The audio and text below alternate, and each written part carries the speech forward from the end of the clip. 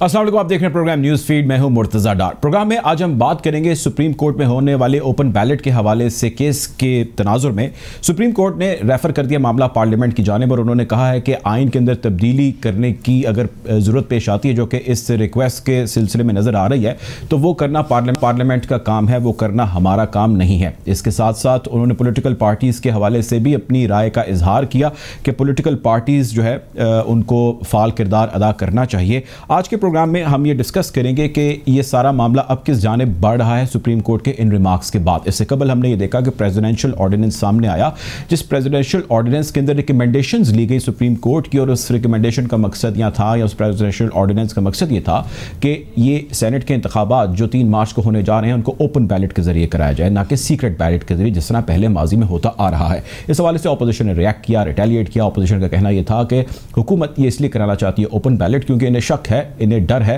कि इनके बहुत सारे लोग जो है इन्हें वोट नहीं देंगे, इनसे गद्दारी कर देंगे, जिसकी वजह से ये ओपन बैलेट कराना चाहते हैं, लोगों की निशानदेही करना चाहते हैं। जबकि हुकूमत का कहना यह था कि अपोजिशन को यह डर है कि इनके लोग ऐसा करेंगे। और माजी में ये दोनों जमातें, पाकिस्तान पीपल्स पार्टी और पाकिस्तान मुस्लिम लीग नून, मिसाक जमहूरियत के नाम के अंदर अपनी रिकमेंडेशंस दे चुकी हैं कि ओपन बैलेट के जरिए इंतखाबात होने हैं। बहरहाल सुप्रीम कोर्ट के रिमार्क्स के बाद अब मामला इसी जानिब बढ़ रहा है, और वो है पुराना मामला कि सीक्रेट बैलेट के जरिए इंतखाब होगा सेनेट का। यूसुफ रजा गिलानी साहब का और डॉक्टर हफीज़ शेख साहब का इस्लामाबाद से दोनों जनरल सीट के उम्मीदवार हैं, आमने सामने हैं। बड़ा सख्त, बड़ा कड़ा मुकाबला है, और ख्याल ये एक किया जा रहा है अपोजिशन की जानिब से कि शदीद परेशानी है इमरान खान साहब को और उनके साथियों को, चूँकि उनके अगेंस्ट जिस शख्स को उन्होंने खड़ा किया, यूसुफ रजा गिलानी, उनकी पॉलिटिकल कद काठ उनसे बहुत ज़्यादा है, उनका ताल्लुक, उनकी PR बहुत अच्छी है, और वो इस ऐसी पोजीशन में है कि वो वोट ज़्यादा ले सकते हैं। बहरहाल ऐसा होगा या नहीं, या सिर्फ एक ये राय है या एक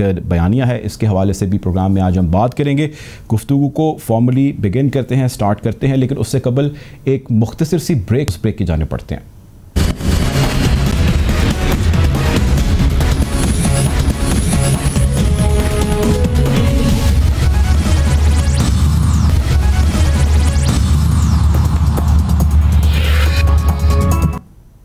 welcome back after the break. Programme में हमें ज्वाइन करें अमजद अली खान साहब, पाकिस्तान तहरीक इंसाफ के सीनियर रहनुमा। Welcome to the show Amjad साहब। अमजद साहब, हम बात करें आज सुप्रीम कोर्ट के अंदर जो केस चल रहा था ओपन बैलेट के हवाले से, उसमें रिमार्क सुप्रीम कोर्ट के आए और सुप्रीम कोर्ट ने अब इसको रेफ़र कर दिया पार्लियामेंट की जानिब। ये सीक्रेट बैलेट के ज़रिए अब इंतखाब होता दिखाई दे रहा है। अगर सीक्रेट बैलेट के ज़रिए इंतखाब होता है और ये जो रिक्वेस्ट आपने जनरेट की, ये सारी आपने एक्सरसाइज की, अगर ये एक्सरसाइज ना की जाती और यही इंतखाब सीक्रेट बैलेट के ज़रिए जिस तरह पहले होता आ रहा है इस दफ़ा भी हो जाता, तो इससे आप लोगों को क्या एतराज़ क्या था सीक्रेट बैलेट से? आप लोगों को तो पता है आपके शोर शॉर्ट हैं वोटर्स। बिस्मिल्लाहिर्रहमानिर्रहीम। मुर्तज़ा, बड़ा अच्छा सवाल किया आपने कि हमें क्या एतराज़ था या हमें क्या मसाइल थे। देखिए, हम डे 1 से पिछले कई सालों से एक बात करते आ रहे हैं कि इलेक्शन रिफॉर्म्स होने चाहिए या इंतखाबात जो है वो इतने शफाफ होने चाहिए ताकि जीतने वाले को भी यकीन हो कि मैं बिल्कुल, मुझे लोगों ने वोट दिए और मैं जीता, और हारने वाले को ये यकीन हो कि लोगों ने मुझे वोट नहीं दिए। ये जमहूरियत का हुस्न है। देखिए, सेनेट ऑफ पाकिस्तान एक ऐसा इदारा है जो मोतबर इदारा है, जो अपर हाउस है, जिसने कॉन्स्टिट्यूशनल अमेंडमेंट्स लानी है, जिसने एक अपना इनपुट देना है, पाकिस्तान को एक विजन देना है।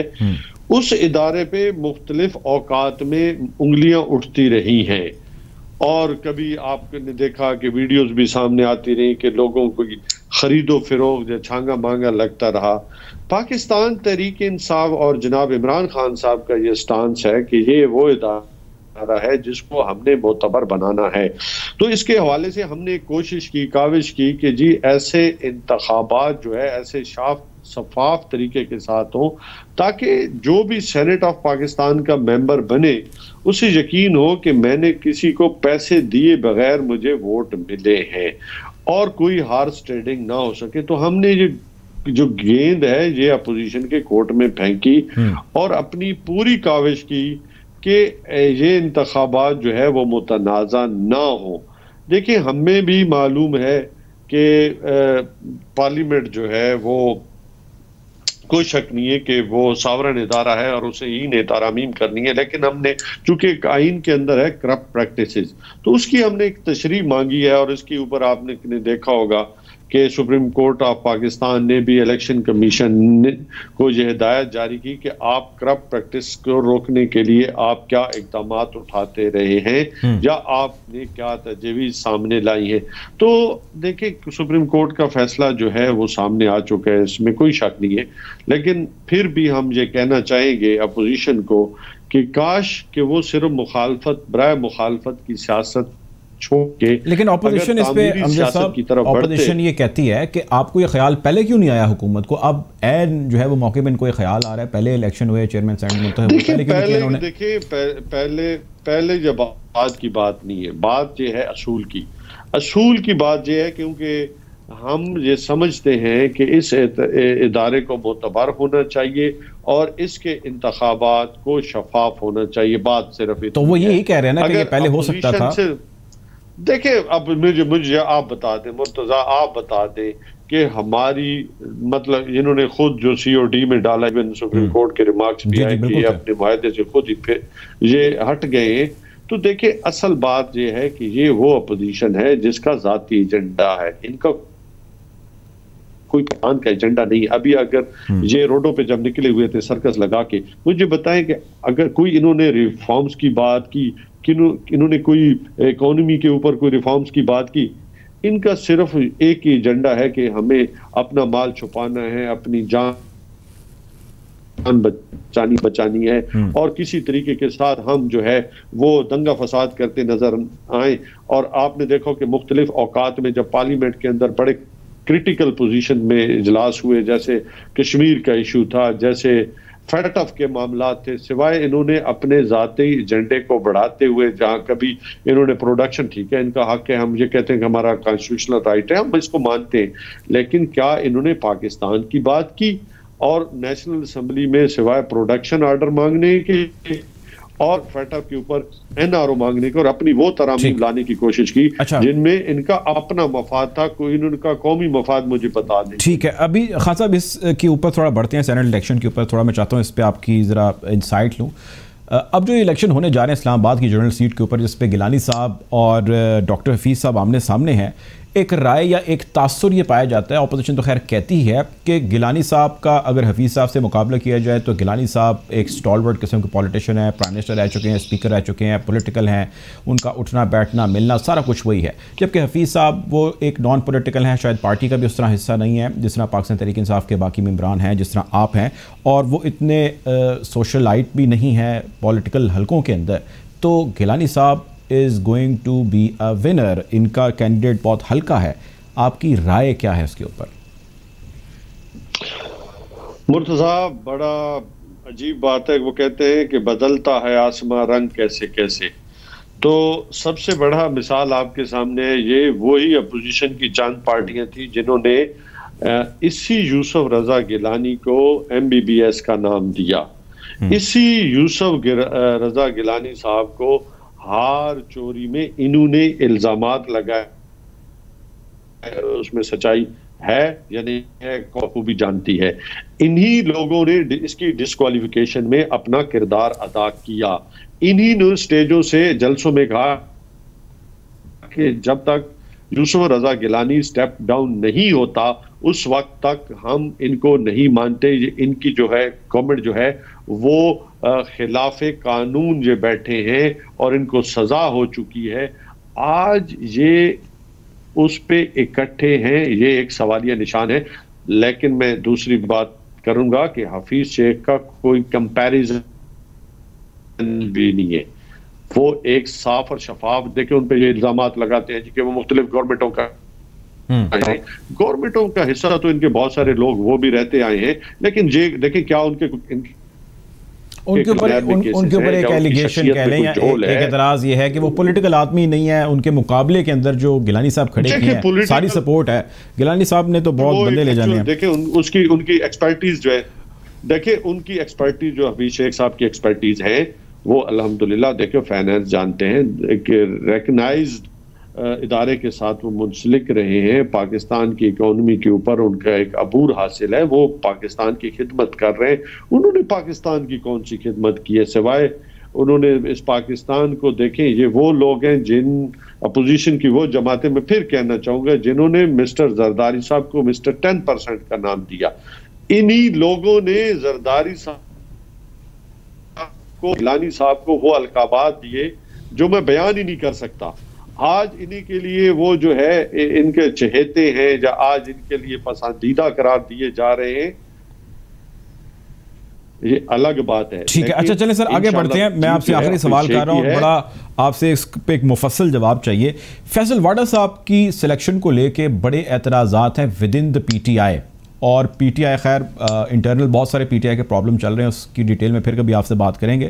मुझे फैसल वाडा साहब के बारे में थोड़ा सा अपनी एनालाइज कीजिएगा, उनकी टिकट मिलने को कैसा देखते हैं आप?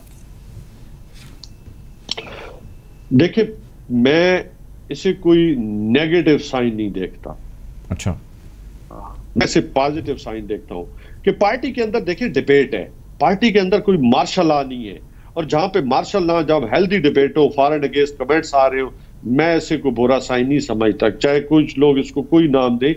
लेकिन हमारे लीडर में जो सबसे बड़ी बात है कि वो सबकी सुनते हैं, बाज़ औक़ात बड़ी बहस व तमीज़ होती है, लेकिन ये अच्छा साइन है क्योंकि वो जमहूरियत पे उनका यकीन है और हमारा भी यकीन है। मैं लेकिन सर फैसल वाडा साहब की जो सिलेक्शन है, ये बात देखिए आप ये जानते हैं कि फैसल वाडा साहब दोहरी शरीयत के हामिल थे। फैसल वाडा साहब ने गलत बयानी की। जी प्लीज, मैं अपनी बात करूंगा, मैं सबकी बात करूंगा। खान साहब के जो फैसले, पार्टी के फैसले, पार्लिमानी बोर्ड के जो फैसले हैं, उस आप देखना तमाम पार्टी खान साहब के, जब कुछ दिन है ना, 3 तारीख को रिजल्ट आ जाएगा ना, आप देख लेंगे कि तमाम पार्टी खान साहब पार्टी के फैसलों और पार्लिमानी बोर्ड के फैसलों के साथ खड़ी नजर आएगी। एक भी बंदा मुझे ऐसा नहीं मिला, अपना दोस्त पार्लिमानी जो मेरा कुलीग हो, जिसने कहा होगा कि मैं वोट नहीं देता। डॉक्टर आमिर लियाकत ने सर कहा है कि मैं वोट नहीं दूंगा। डॉक्टर आमिर हमारे शो में आए थे, उन्होंने आगे कहा था कि मैं वोट नहीं दूंगा। आमिर लियाकत भाई, मैं आपकी पार्टी के हैं सर, सीनियर बंदे हैं, उन्होंने खिलाफ गया तो नहीं, मैंने कहा, उन्होंने ये तो नहीं कहा बिल्कुल नहीं दूंगा। देखिए, जब थोड़ा सा दे देंगे, सब इमरान खान के फैसले के साथ आपको खड़े नजर आएंगे, ठीक है, पार्टी के साथ खड़े नजर आएंगे। चले ठीक है जी, बहुत शुक्रिया जी। अमजद अली खान साहब हमारे साथ मौजूद थे, पाकिस्तान तहरीक इंसाफ के सीनियर रहनुमा। बहुत शुक्रिया आपके वक्त का। प्रोग्राम में वक्त ब्रेक का, ब्रेक जाने पड़ेंगे।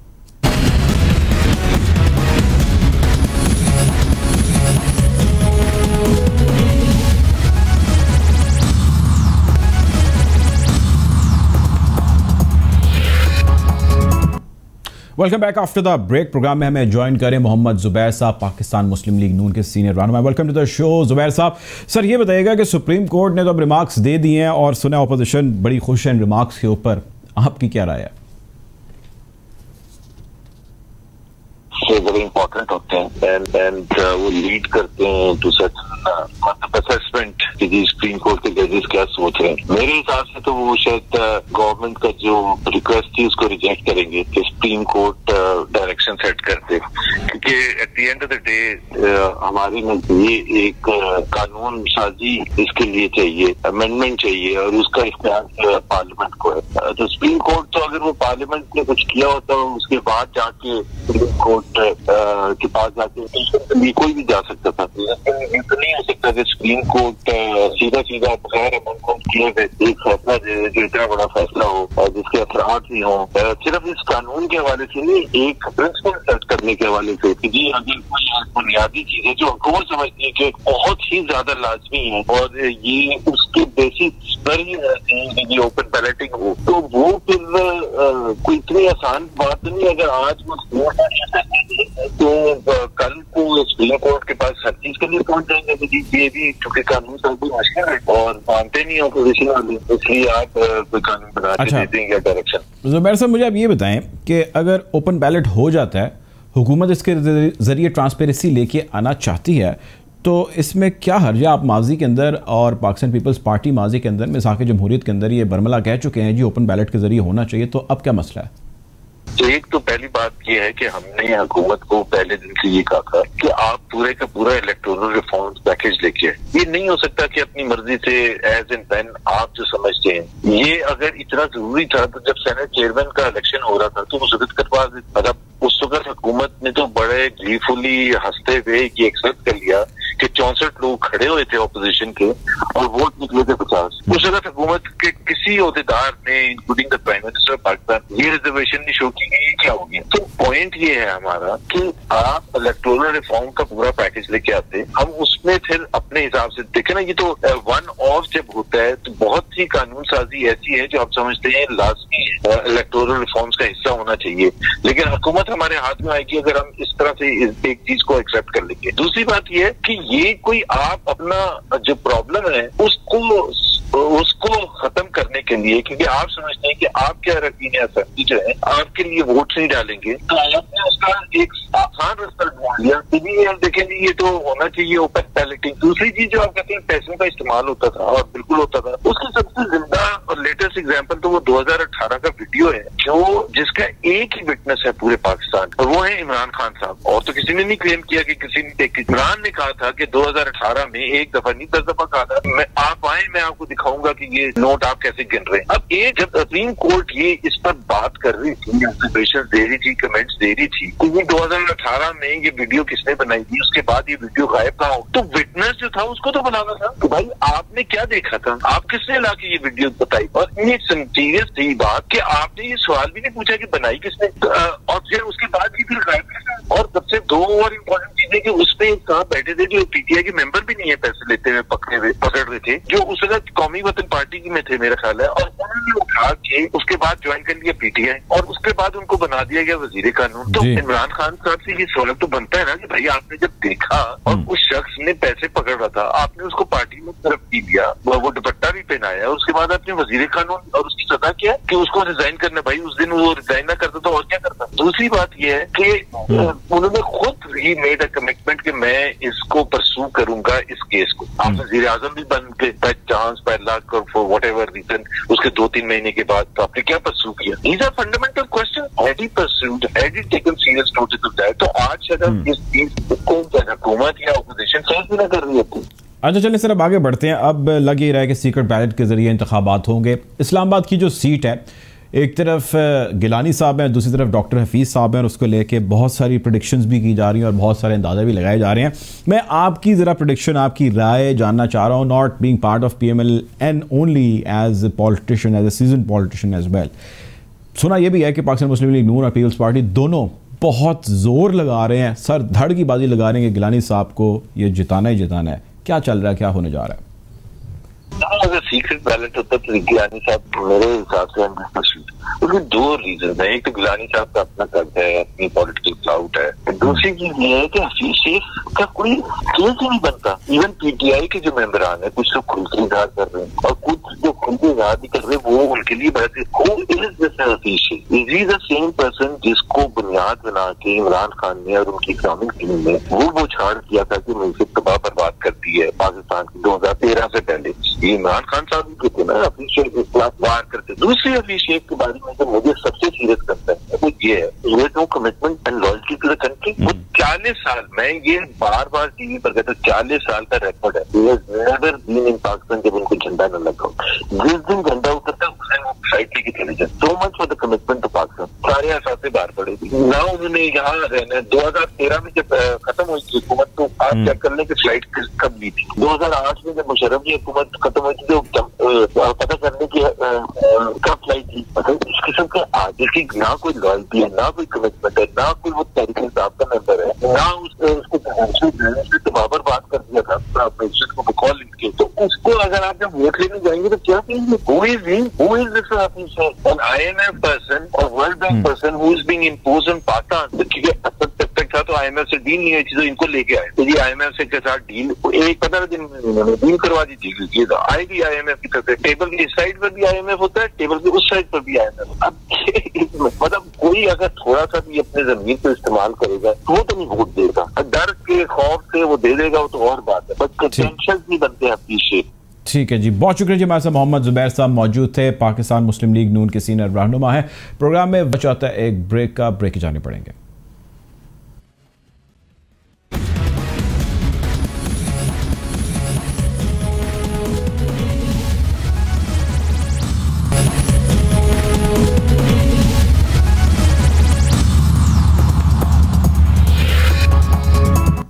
Welcome back after the break. Programme में हमें ज्वाइन कर रहे हैं साबिक attorney general of Pakistan Irfan Qadir साहब। Sir welcome to the show. Irfan साहब, आज हम बात करें सुप्रीम कोर्ट के सारे मामले के हवाले से, जो इलेक्शन कमीशन की ओपन बैलेट के हवाले से रेफर किया है, रिकमेंडेशंस दी, बेसिकली रिमार्क्स सुप्रीम कोर्ट के कह लीजिए कि इसको पार्लियामेंट की तरफ भेजा जाए। ये बताइए कोई कानूनी रास्ता अभी भी मौजूद है कि ओपन बैलेट की तरफ बढ़ जाएँ ये इलेक्शंस? नहीं, ओपन बैलेट का सवाल ही पैदा नहीं होता। और ये जो इन्होंने रेफरेंस जो दायर किया है, ये बिल्कुल एक लीगली इररेलेवेंट डॉक्यूमेंट है और कॉन्स्टिट्यूशन उस पे कोई उभाम नहीं है। वो बिल्कुल अनएम्बिगुअसली क्लियर है, बिल्कुल साफ तौर पे लिखा हुआ है कि सीक्रेट बैलेट से इलेक्शंस होंगे। सेनेट यानी तमाम इलेक्शंस मासवाए चीफ मिनिस्टर और प्राइम मिनिस्टर के, और पिछले तकरीबन 48 साल से, जब से ये हमारी 73 कॉन्स्टिट्यूशन जो है ये बनी है, तब से ये इलेक्शन जो है सारे सीक्रेट बैलेट से ही हो रहे हैं। एकदम ये कानूनी नुक्ता कैसे इन्होंने बना दिया है कि भाई 40-50 साल तो ये सबको पता है, उसकी तशरीह भी खुद होगी, और ये तो इतने क्लियर लिखा भी हुआ है, तशरीह की भी जरूरत इसमें नहीं है। तो ये तो मैं समझता हूँ कि बिल्कुल गलत एडवाइस दी गई थी सरकार को कि सरकार ने ये मामला सुप्रीम कोर्ट के पास भेज दिया, और सुप्रीम कोर्ट के पास सीधा स्ट्रेट रास्ता यही था उस वक्त शुरू में ही कि कह देते कि जी 226 बिल्कुल क्लियर है, ये सीक्रेट बैलेट से होंगे इलेक्शन, और खत्म बात हो जाती। अब वो इलेक्शन कमीशन को बुला लिया, उनके मेंबरान आ गए, मुख्तलिफ लोगों को बुला लिया, एक लंबी एक तवील बहस शुरू हो गई, हेयर स्प्लिटिंग शुरू हो गई। वो एक जज साहब जो है वो प्रोपोर्शनल रिप्रेजेंटेशन की बात शुरू कर दी। अच्छा, आर्टिकल 59 के जुमरे में, आर्टिकल 59 में जो बात प्रोपोर्शनल रिप्रेजेंटेशन की, या वहां पे वो जो सिंगल ट्रांसफरेबल वोट किया, वो डिफरेंट कॉन्टेक्स्ट में ऑल टुगेदर है। उसका कोई ताल्लुक इस चीज से नहीं है कि जिस प्रोपोर्शन में आपके किसी पार्टी के कैंडिडेट्स की सूबाई असेंबली में हो या कौमी असेंबली में, उसी प्रोपोर्शन से सेनेट की सीटें उनकी आनी चाहिए। ऐसी कोई बात है ही नहीं कॉन्स्टिट्यूशन में। अच्छा सर, ये थोड़ी सी तशरीह कीजिएगा, जो करप्ट प्रैक्टिसेस का एक्ट है, इसकी रोशनी के अंदर कोई हिदायत दी जा सकती है इलेक्शन कमीशन को कि जी आप उसको सामने जहन में रखते हुए कोई मसला ना हो जाए, आप इसकी तरफ बढ़ें, कुछ ऐसा हो सकता है? वो क्या कहता है? बिल्कुल कोई हिदायत इलेक्शन कमीशन को सुप्रीम कोर्ट की तरफ से एडवाइजरी जुरिस्डिक्शन में नहीं दी जा सकती। ये एक इररेलेवेंट सी चीज है, और अगर कोई करप्ट प्रैक्टिस पकड़ी गई है, या जिस तरह वीडियो पीछे वायरल हुई थी, वो वीडियो आई है, तो उसके लिए अदारे बने हुए हैं। ये तमाम होल्डर्स ऑफ पब्लिक ऑफिस में आते हैं, नैब का अदारा बड़ा फाल है, वो भी वहां पे है, और फिर फेडरल इन्वेस्टिगेशन एजेंसीज भी हैं, पुलिस भी है, पीनल कोड में भी ये ऑफेंसेस हैं। ये सारे जो इस तरह की जो चीजें हुई हैं, उस पे आपको चाहिए आप तफ्तीश करें और मामला जो है अदालत में भेजें। क्यों नहीं भेजते आप? तो इसका सुप्रीम कोर्ट से तो दूर दूर का ताल्लुक नहीं है कि सुप्रीम कोर्ट इन चीजों पे हेयर स्प्लिटिंग शुरू कर दे, और इतनी लंबी और पॉलिटिकल टग ऑफ वॉर चल रहा है उसमें, तो सुप्रीम कोर्ट को बिल्कुल इज्तनाब करना चाहिए, और मेरा ख्याल है सुप्रीम कोर्ट इवेंचुअली ऐसा ही करेगी। ठीक है। अच्छा सर, मुझे ये बताइएगा कि अगर कोई शख्स जो कंटेस्ट कर रहा है, वो तो खैर अलग है, जो उनको वोट कास्ट कर रहा है, वो अगर वोट अपनी पार्टी से हट के किसी और को डाल देता है वोट, और वो सीक्रेट होता है या ओपन होता है, वो अलग चीज़ है, या वो चीज़ अयां हो जाती है, या वो बता देता है, या वो कह देता है कि जी मैंने किसी और को वोट कास्ट किया है, इस पे कानून क्या कहता है? उसको कोई सज़ा होती है? बिल्कुल इस पे कोई सज़ा नहीं होगी, क्योंकि हर किसी का हक है कि अगर पार्टी किसी ऐसे कैंडिडेट को नॉमिनेट करती है जिसकी के रेपुटेशन अच्छी नहीं है, या जो अदरवाइज कॉम्पिटेंट इनफ नहीं है, तो कोई भी शख्स जो है, वोटर जो है, अपनी ज़मीर के मुताबिक वोट दे सकता है, पार्टी स्टैंड के बेशक वो खिलाफ दे। इस पे तो आईन में कोई नहीं लिखा हुआ कि आप पार्टी स्टैंड के खिलाफ वोट देंगे ही नहीं, ऐसी बात तो किसी कानून में नहीं लिखी हुई। तो ये कहाँ से बात आ गई कि पार्टी स्टैंड और वोटिंग जो है, ये तो दो डिफरेंट चीजें हैं। जहां तक वोटिंग का ताल्लुक है, वो तो आपकी एक इंडिपेंडेंट राइट है, और वो आप जिस तरफ भी एक्सरसाइज करें, वो आपसे छीनी नहीं जा सकती। ठीक है। अच्छा ये बताएं सर कि ये जो इंडिपेंडेंट राइट है वो आपसे छीनी नहीं जा सकती। बहुत सारे लोग हैं जो इस चीज़ से डरते हैं, या बहुत सारी पॉलिटिकल पार्टीज हैं, उन्हें डर होता है कि हमारी वफादारियाँ तब्दील ना हो जाएंगी, यानी ट्रांसपेरेंट नहीं होता काम। तो अगर ऐसा कोई सज़ा का तयन नहीं किया गया तो फिर किस चीज़ का डर होता है? कोई कानूनी डर होता है तो हमें वो बताइए, क्योंकि या एथिकल या मॉरल तो खैर वो डिबेट है, या पॉलिटिकल डिबेट अलग है, कानूनी कोई डर रह जाता है इसके पीछे? नहीं, मैंने तो आपको कहा है कि कोई ऐसा कानून नहीं है जो पाबंद करे कि आप कोई पार्टी के अंदर सिर्फ अपनी पार्टी के कैंडिडेट को वोट देंगे। आप जिधर मर्जी अपना वोट कास्ट करना चाहें करें, because it's by secret ballot. और ये तो करप्ट प्रैक्टिस नहीं है कि अगर आप अच्छे कैंडिडेट की फेवर में वोट दें।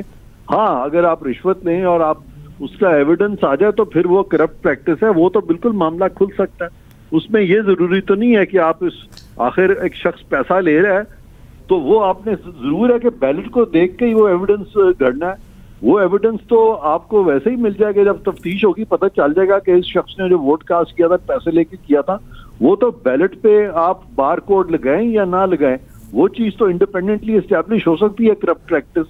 उसमें तो कोई यानी अमर माने नहीं है और कोई रुकावट नहीं है। अगर इस तरह की किसी ने चीज की है तो रिगार्डलेस ऑफ द बैलेट, अगर ये बात मंजरे आम पे आ जाती है और एस्टैब्लिश होते कि इसने पैसा लिया था और पैसा लेके इसने वोट दिया था, आप अगर फैक्ट्स जो हैं वो तवातर के साथ ले आते हैं और फैक्ट्स जो हैं वो करॉबोरेट करते हैं सारी चीज को, तो उसमें तो उस शख्स को सजा हो सकती है।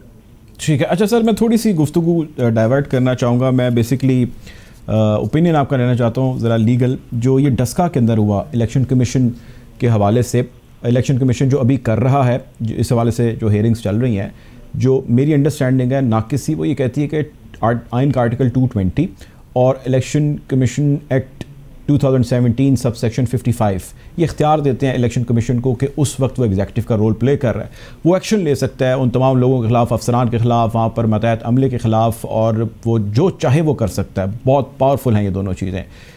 इसकी एक्सरसाइज कानून में कितनी होती है और इसका इतलाक़ कितना हो सकता है? जी, अब ये तो देखें, इलेक्शन कमीशन के पास जब तक वो शवायद सामने नहीं आएंगे तब तक वो हवा में तो एक्शन नहीं लेगा ना। उसके सामने अगर कंक्रीट फैक्ट्स रखे जाएं तो फिर ही वो डायरेक्शन इशू करेगा ना।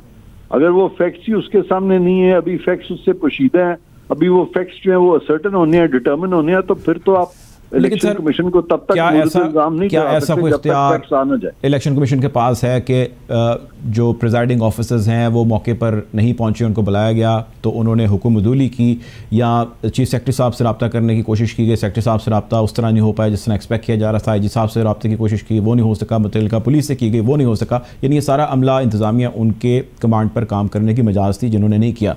क्या इस बेसिस पर भी वो उनके खिलाफ एक्शन ले सकते हैं? बिल्कुल, उनको चाहिए ये सारे फैक्ट्स जो हैं इनको देखें, और उसके बाद जो लोग भी जो उन पे इल्जाम यानी जिन लोगों के खिलाफ ये चीज एस्टैब्लिश हुई है उनके खिलाफ प्रोसीड करें कि इन्होंने मैल प्रैक्टिसेस की। ठीक है। और इस हवाले से सर क्या कानून कहता है कि अगर रीपोल होता है 75 हल्का के अंदर, वो पूरे हल्के के अंदर होगा या सिर्फ उन कॉन्स्टिट्यूंसीज के अंदर? कोई माजी के अंदर ऐसी एग्जांपल्स मौजूद हैं? ये जो पोल है वो जरूरी नहीं है कि पूरा पोल हो। अगर बाकी जो इलेक्शन है वो ठीक हुआ है और वहां पे कोई शिकायत नहीं आई, तो जहां से शिकायत आई है उतना उस हिस्से में हो सकता है। ये तो डिपेंड करता है फैक्ट्स और सर्कमस्टांसेस पे। अगर तो धांधली जो है वो इतनी वसी कर दी गई है कि पूरी कॉन्स्टिट्यूएंसी में ही धांधली हो गई है, तो वो तो फैक्ट्स पे मुनसर है ना जी। तो डिपेंड्स के एलिगेशंस जो है वो चंद पोलिंग स्टेशंस की हैं या वो तमाम पोलिंग स्टेशंस के बारे में इस तरह घपला किया गया। ठीक है सर, आखिरी सवाल आपसे, बड़ा इंपॉर्टेंट सवाल इलेक्शन कमीशन के हवाले से है। इलेक्शन कमीशन का रोल सेनेट के अंदर हो या हमने अभी ये डस्का के अंदर एक रीसेंट एग्जांपल देखा हो कि ज़िमनी इंतखाबात पूरे पाकिस्तान के तो खैर जनरल इंतखाबात एक तरफ, ज़िमनी अभी 4 हल्के थे जिनके हमने किए और काफ़ी चैलेंजेस का सामना रहा इलेक्शन कमीशन को। ओवरऑल आपने बड़े करीब से ये मामला देखे हैं, ओवरऑल इलेक्शन कमीशन कितना स्ट्रॉन्ग है पाकिस्तान में, और as a body, as an institution election commission आज कहाँ पर स्टैंड करता है? मैं समझता हूँ कि इलेक्शन कमीशन जो है उसको जो कॉन्स्टिट्यूशनल मैंडेट दिया गया है to conduct free and fair elections, वो तो उस पर साफ तौर पे लिख दिया गया कि पाकिस्तान की तमाम जो एग्जीक्यूटिव अथॉरिटीज हैं वो इलेक्शन कमीशन को असिस्ट करेंगी। तो ये कहना कि वो स्ट्रांग नहीं है, ये तो गलत बात है, क्योंकि आइन में तो ये तमाम उनको पावर्स जो है उनका जिक्र भी है, आगे से कवानीन भी बने हुए हैं। अब ये तो डिपेंड करता है कि इलेक्शन कमीशन जो उसको एक मैंडेट है उसको किस हद तक असर्ट करती है। अगर इलेक्शन कमीशन असर्ट ना करे तो फिर उसमें कानून का या आइन का तो कसूर नहीं है, लेकिन अगर एफिशिएंट इलेक्शन कमीशन हो तो उसको बहुत पावर्स हैं। वो तो इलेक्शन के मामलों में तो अगर वो समझे कि कॉन्स्टिट्यूशनली किसी ने कोई गलत चीज की है, हाँ वो अदालत ही क्यों ना हो, सुप्रीम कोर्ट का तो कोई काम ही नहीं है कि वो इलेक्शंस को सुपरवाइज करे या इलेक्शन कमीशन को सब्जुगेट कर ले। तो वहां पे तो chief election commissioner supreme court को भी रोक सकता है, कह सकता है कि भाई आप हमारी डोमेन में ना आए। तो सुप्रीम कोर्ट जिस तरह कॉन्स्टिट्यूशनल फोरम है, ये भी एक कॉन्स्टिट्यूशनल फोरम है, इसका अपना दायरा इख्तियार है, सुप्रीम कोर्ट का अपना दायरा इख्तियार है। लेकिन इंप्रेशन यही होता है कि सुप्रीम कोर्ट बहुत स्ट्रांग है, इलेक्शन कमीशन नहीं है। हालांकि कॉन्सेप्चुअली ऐसा नहीं है, लेकिन इन रियलिटी समहाउ वो रियलिटी अदरवाइज लॉस तो क्लियर। बहुत शुक्रिया जी, वक्त की कमी है, हमारे साथ इरफान कादिर साहब मौजूद। साहब एक अटॉर्नी जनरल ऑफ पाकिस्तान, आपके वक्त का बहुत शुक्रिया। प्रोग्राम का वक्त खत्म हो जाता है, आपसे इंशाल्लाह कल जरूर मुलाकात होगी। अपना ख्याल रखिएगा, अल्लाह हाफिज।